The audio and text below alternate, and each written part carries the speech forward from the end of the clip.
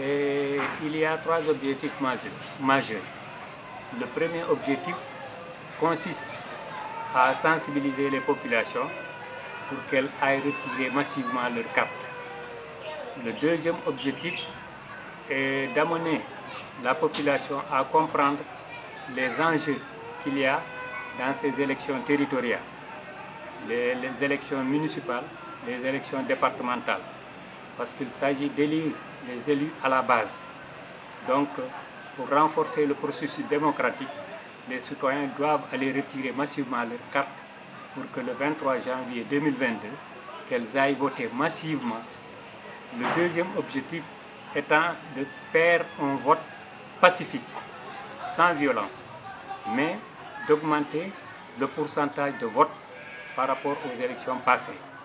Le troisième objectif est d'expliquer à la population que les personnes en situation de handicap ont obtenu d'autres faveurs, à savoir dans leur centre de vote, elles peuvent voter dans n'importe quel bureau de vote sans pour autant se mettre en rang et sans pour autant être emmerdées par qui que ce soit.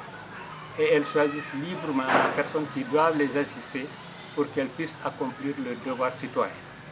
Et tout cela concourt à renforcer le processus démocratique au Sénégal pour que nous puissions vraiment lancer le développement économique et social qu'il faut pour que le Sénégal puisse arriver à un point émergent.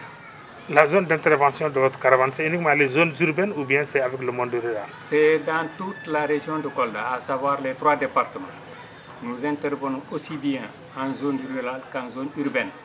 Mais pour cela, nous avons eu comme recommandation de prendre langue avec les autorités administratives, à savoir les préfets, les sous-préfets, qui sont chargés d'organiser les élections à la base.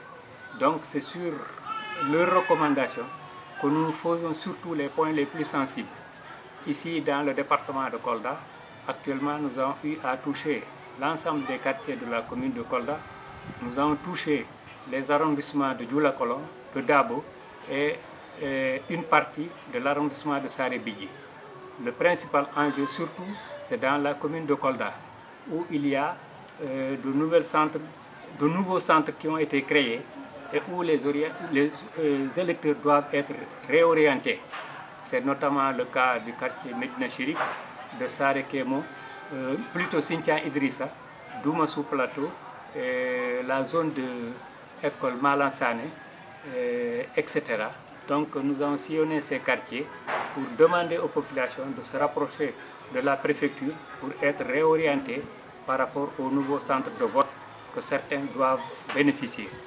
Donc avant le jour J, chacun doit savoir le lieu où il doit voter. Pour le jour J, qu'il y ait moins d'embouteillages et qu'il y ait moins de problèmes qui puissent créer des tensions. Bon, en zone rurale, les principaux problèmes, c'est surtout renseigner les gens par rapport au nouveau processus de vote. Parce qu'il s'agit de voter pour les maires au suffrage direct et de voter également pour le conseil départemental.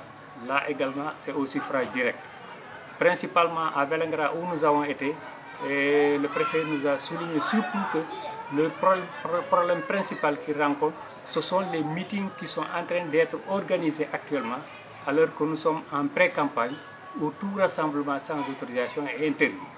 Et nous avons sillonné la commune de Vélingara pour sensibiliser les gens à ne pas aller répondre aux rassemblements appelés par les partis politiques ou les coalitions de partis politiques qui n'ont pas une autorisation des autorités administratives.